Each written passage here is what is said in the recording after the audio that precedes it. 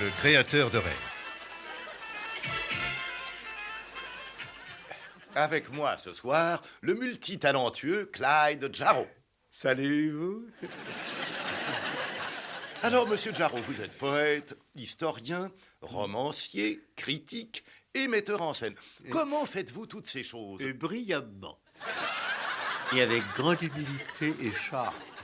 Et vous avez su aussi rester jeune. Alors, je vous en prie, ne dites pas que je viens d'avoir 28 ans. Voyons, quand donc vous est venue l'idée de devenir romancier? Eh bien, c'était pendant l'horreur d'une profonde nuit. Mais je me rappelle, j'étais dans ma chambrette à réfléchir et à songer devant mon miroir. Je me demandais ce que devenaient les 6 autres merveilles du monde. Et j'ai dit à ma femme, qui se trouvait alors à côté de moi, en train de se raser. Et alors, je lui ai dit, tu sais, Hélène, quand je me rase le matin, je me sens 10 ans plus jeune. Elle a dit, tu devrais te raser aussi le soir. Alors, j'étais sur le point de lui répondre, mais alors, ce représentant s'est amené et a dit, Clyde, tu es fantastique, fantastique. Je dois dire qu'il me connaissait bien. Nous avons discuté un très long instant. Je lui ai fait voir une anthropologie que j'avais écrite et qui s'intitule « C'est fou ce que c'est que l'amour ». Ça s'intitule « C'est fou ce que c'est que l'amour » parce que je crois au fond de moi que c'est la parole la plus profonde que je dois avoir dite. C'est fou ce que c'est que l'amour. Pourquoi? Pardon? Non, je veux dire, pourquoi c'est fou ce que c'est que l'amour? Écoutez, si réellement vous cherchez la bagarre, vous me le dites. Hein. Vous comprenez? C'est fou ce que c'est que l'amour. Je pense qu'il faut voir les choses sous un autre angle, au second degré. Quand on dit « Donnez-nous aujourd'hui notre pain quotidien, on vous le rendra au centuple », personne ne recherche un pain qui ait la forme d'un paquet de journaux. Il faut donc lire entre les lignes. Vous accepteriez peut-être de nous lire un de vos poèmes? Oui, je voulais l'écrire en vers, mais surtout, je l'ai écrit contre tout. Un vieil homme sale, assis près du lac, en train de dépouiller un canard. À l'instant où il finissait, le fermier apparut, regarda l'homme et dit « La pêche est interdite ». Il lâcha le canard dans l'eau tandis que le fermier parlait. Il disait « Vous avez volé ce canard, je suppose ». L'autre lui répondit « Mais cet animal se noyait, alors moi je prenais soin de lui ».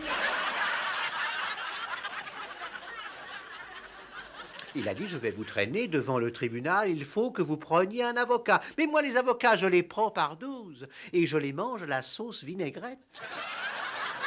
Je me suis fait construire une très belle maison solaire, afin d'obtenir un meilleur chauffage et surtout beaucoup plus économique.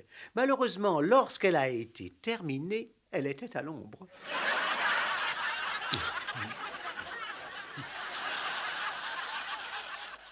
Souvent, j'ai des insomnies et dans ce cas, je commence à me mettre à compter des moutons sous mon lit. Je sais qu'il convient de faire un compte à rebours, alors je passe des nuits atroces. Des ombres viennent m'entourer et me font une peur bleue. Je mange, je bois sans jamais trouver le sommeil. Cela ne m'aide en rien de compter les moutons, car j'ai un élevage de bœufs. Qui se soucie un seul instant de la mort de son prochain, de la mort des gens qui nous entourent? Qui se soucie de la douleur de tous ces gens qui sont autour de nous? Qui se soucie de tous nos frères? Qui peut croire que quelqu'un s'en soucie? Peut-on espérer voir les êtres se soucier un jour de la mort et de la vie des autres? Dans le fond de votre cœur, est-ce que vous vous en souciez? Non. Eh bien, vous n'êtes pas le seul. Ça ne vous étonne pas. Bon, eh bien, je pense que nous allons voir maintenant un documentaire que j'ai fait récemment, n'est-ce pas? Celui qui nous parle d'une famille connue, la famille Gros-Père de Aldershot. Quelle famille! Tom, tu sais que le mariage, ce n'est pas qu'une question de sexe. C'est revenir du boulot dans une maison agréable. C'est prendre un bon repas qui a été préparé avec amour. C'est ça aussi le mariage. Le thé est prêt. J'en sais rien du tout. Et puis d'abord, je me fous du thé. Bon, où est-ce que j'en suis, moi? Ah oui, les spaghettis. Polonaise. Ça va être long. Tu veux que je les mesure, tes spaghettis? Est-ce que je peux avoir un verre d'eau? T'as soif? Non, je voudrais rincer quelque chose. Eh ben, t'as qu'à te faire bien toi-même. Ah, j'aimerais être à sa place. Je voudrais être un chat. Oh, si t'étais à sa place, je t'emmènerais chez le vétérinaire. Devine pourquoi? Oh, pauvre petit diable. On va lui couper l'envie de vivre, le petit. Je voudrais que tu t'arrêtes de t'amuser avec cette boule puante. Ça n'est pas une boule Mais puante. c'est au chat que je disais ça. Laisse cette bête tranquille. Tom, tu sais, on se marrait toujours en principe pour trouver le bonheur et la tranquillité. Qu'est-ce que tu fabriques encore là-dedans? Tu vas y passer ta vie? Hein? Sors de là en vitesse!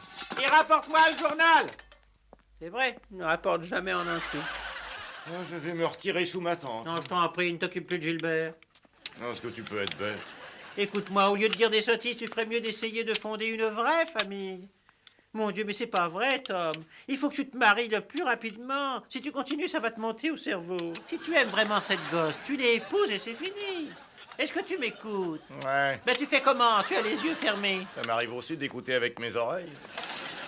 Ce qu'il faut, c'est que tu arrives à comprendre le caractère sacré, la sainteté du mariage. Tu vas me lâcher ce foutu truc, toi, veux-tu? T'es sérieux? Tu dois comprendre, Tom, que si tu épouses cette fille, tu auras toutes sortes de compensations. Tu parles, elle a des seins comme des courgettes. J'ai jamais rien vu d'aussi affreux.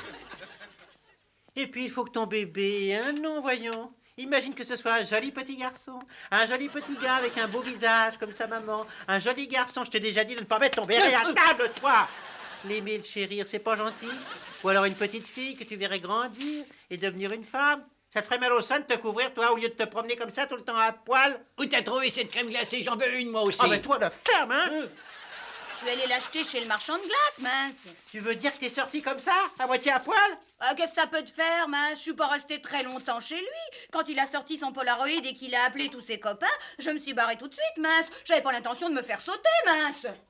Après tout ce que ton père et moi avons fait pour que tu aies une bonne éducation et que tu sois respectable, tu continues à dire mince. Tu fais pas malheureux de voir ça. Je pense que le vicaire n'approuve pas que vous couchiez ensemble avant le mariage. Il a donné son accord aussi longtemps qu'on ne le fait pas chez lui. Ah, ce serait chouette de faire ça à l'église. Il y a un petit ennui. Dieu merci, je suis athée. Ah, à propos, ça me rappelle que j'en ai cassé une. Une quoi? Une tasse à thé hier après-midi. Écoute, tu vas arrêter de manger une seconde? Tu as un sacré appétit, goinfre. Tiens, le vieux dicton se confirme bien. Les voies du cœur passent par l'estomac. Tu ne penses qu'à manger. Tiens, mais qu'est-ce que c'est que ce machin? Et où est donc passé mon éponge à vaisselle? Dis non, mais tu manges n'importe quoi, toi, hein? Mais qu'est-ce que tu veux m'empoisonner? Je Non, m'en vais! attends, une minute, j'ai quelque chose que tu vas aimer. Tiens, regarde ce que je t'ai préparé. Quelque chose de léger. Oh, ça a l'air bon! Oh, ça n'a pas clair, toi? Je craque!